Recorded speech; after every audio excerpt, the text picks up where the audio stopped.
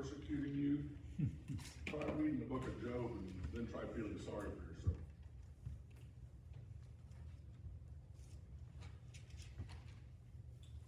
Chapter 14, verses 1 through 14.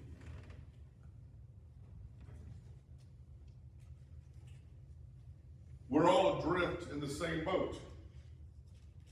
Too few days, too many troubles. We spring up like wildflowers in the desert, and then we will.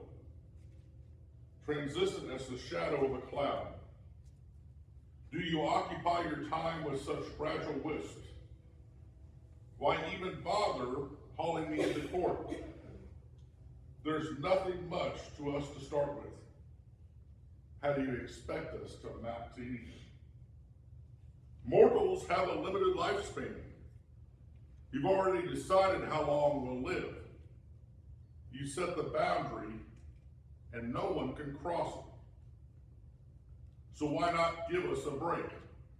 Ease up. Even ditch diggers get an occasional day off. For a tree, there's always hope. Chop it down and it still has a chance. Its roots can put out fresh sprouts. Even if its roots are old and gnarled, its stump long dormant. As the first whiff of water comes to life, buds and grows like a sapling. But men and women, they die and stay dead. They breathe their last, and that's it. Like lakes and rivers that have dried up, harsh reminders of once was, so mortals lie down and never get up, never to wake up again, never. Why don't you just bury me alive, get me out of the way until your anger cools, but don't leave me there. Set a date when you'll see me again. If we humans die, will we live again? That's my question. All through these difficult days, I keep hoping, waiting for the one final change, for resurrection. Homesick with longing for the creature you made, you'll call, and I'll answer. You'll watch over me every step I take, but you won't keep track of my missteps.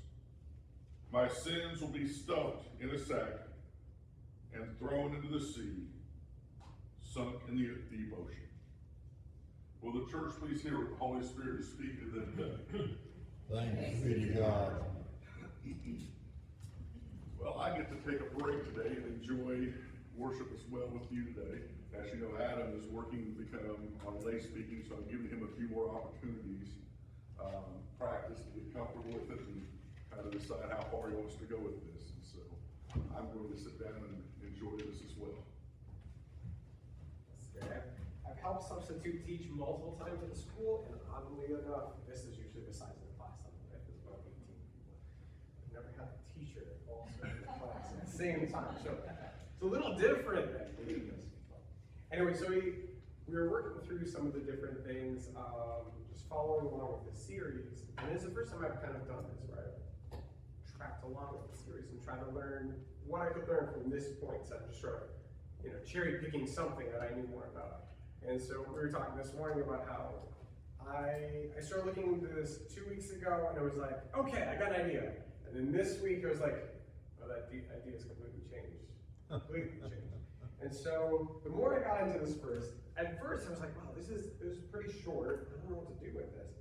And then it started becoming too much to do with it. And so, and this little tickle kept kind of coming back to me, like, start with this part that's the beginning of this whole section. And this particular part, I'll just read it to us, but it's always struck me, and I found in 3 different Gospels, Jesus' comments on this, and it's always struck me hard for different ways, and we'll get into that. But so we left last time with, he's leaving the woman at the well, he's leaving Samaria, and he's going into Galilee. So after 2 days, he left there for Galilee. Jesus himself testified that a prophet has no honor in his own country. From and he entered Galilee.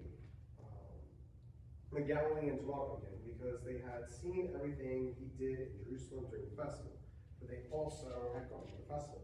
But the main thing I want to point out here is that little part where Jesus himself testified that a prophet has no honor in his own country.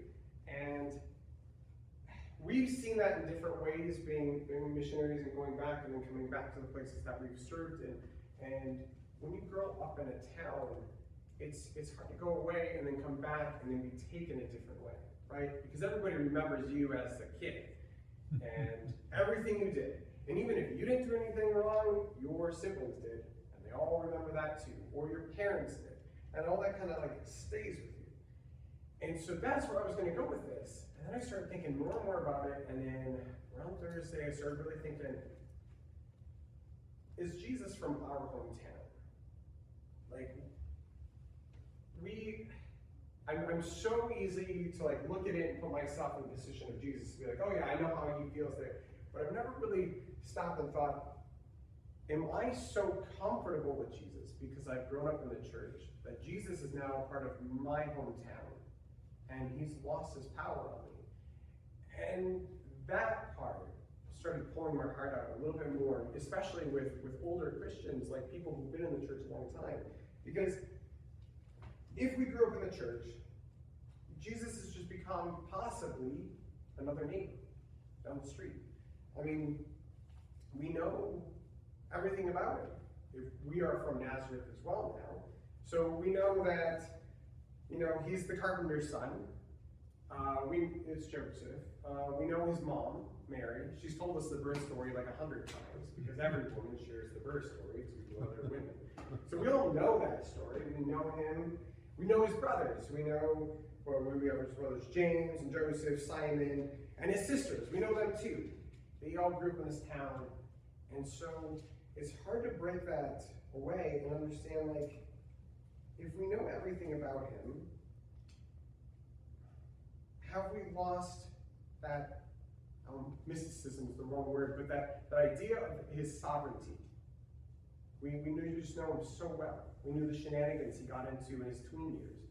We just know everything. So have we forgotten, because we know Jesus so well as our friend, we know Jesus so well as our neighbor, the person we can talk to, have we forgotten that he's God in that little span of time? Have we forgotten that Jesus is also the Savior of the world? And that's what kind of kept pulling at me like, did I forget that? Because it's been years of trying to think like pragmatically, what should I do with my faith at this time? I've sought God out, I've trusted him, but now what? And so I think there's just something to be said that goes back to before you knew everything about Jesus that you were taught in Sunday school, and really understand, again, when you were a child, that childlike faith that you had when you first came. And so I'll read the next little portion, just because it's a good thing with the guy who runs up to him. So then he went again to Cana of Galilee, where he had turned the water into wine. So everybody here has seen him, but they know him as the one who did the miracle. They don't know him as the kid who they all grew up with. This is different. Right. So wine. There was a certain royal officer or official whose son was ill in Capernaum. When the man heard that Jesus had come to Judea into Galilee, he went to him and pleaded with him to come down and heal his son, for he was about to die. And Jesus told him, unless you people see signs and wonders, you will not believe. But the guy just keeps persisting. He knows that Jesus is the only thing that's going to save his son. He's possibly tried everything else. Nothing else is going to happen. And I want us to try to remember that at that time when we were early on our faith. And so I'll share a little story about me. And early on in my faith journey, so I grew up in the Lutheran church, and then I walked away for a while in college, like most of us did. And then I slowly came back to faith through different things. And that's a different story for a different time. Point is early on in that faith journey, I started understanding, if I pray to God, things can actually happen and change. And I'm not trying to say that test God with anything, but the story goes like this. My brother, he was just graduating from college, so he's 10 years younger than me. And we had packed up, he knew that mom and dad were going to drive up all this stuff to college, but he wasn't going to be able to fit his bike. And the bike was going to be his main transportation in college because he wasn't going to have a car. So me and him talked about it. We had done, me, Michelle, and him, had done a couple diabetes bike rides, like 30-mile bike rides and stuff. And so we're like, you know what? Me and you, we're gonna bike to college. And he's like, oh no, well, we could try. So perspective, first, we're going from Stortville to Eau Claire, Wisconsin. That'd be like going from here to about 10 miles south of Jeff City. So 120 miles. And not a straight way. We couldn't go up Highway 63 to get there, so we had to take all the back roads. We're like, I think we can do this. So we trained all summer. We're like, we're gonna pray every morning. We're gonna do this. I know we can do this. And so we biked and we trained and we biked and we trained and trained and trained. The farthest we'd ever done one day was 40 miles out, 40 miles back, so 80 miles. Okay, I think we can do this.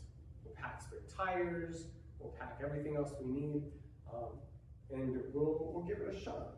And so the problem is this is in late summer, so we all know how winds change, and where the wind comes from when you're starting to come into winter. We're going north, and so we were starting to piece this together as we got closer. We're looking at the weather and we're like, ooh, it could be raining. Kind of like, we're gonna do this. So we're gonna pray that there's gonna be just clear skies, and we're gonna pray that we don't have a headwind. And all the way up, that 10-day forecast, 9-day forecast, 8-day forecast, there's gonna be a 30-mile-an-hour headwind, like from the north blowing south. And we're like, it's already gonna be a 10-hour bike ride to get there. If we're going into a 30-mile-an-hour wind, this is gonna be horrible. We just prayed and we prayed, and we were like, okay, so what we're gonna do, he slept over at my house, so we could leave right away in the morning. I think we decided we're gonna leave at 3 a.m. because we saw on the weather report, like, there's not really much wind, so we had from 3 to 6. We could get 3 hours into the trip with about 0 wind, and then it was supposed to go up to 30 miles an hour from the north. And so we're like, okay, we're gonna pray that God will be with us, and he will help us, even if we have to go into the wind. So we wake up that morning, we start going, we're like, we get like maybe our 3 hours up, and the wind starts coming up, but we have a tailwind the entire way. It's like a 30-mile-an-hour tailwind all the way there. And so the thing is like, it's not just due north. So we went due north until we got to the Mississippi River, and then we went northeast. And as we turned that, the wind also turned. And so we made it there in like 8 hours, 9 hours, because we had a 30-mile-an-hour tailwind the entire way.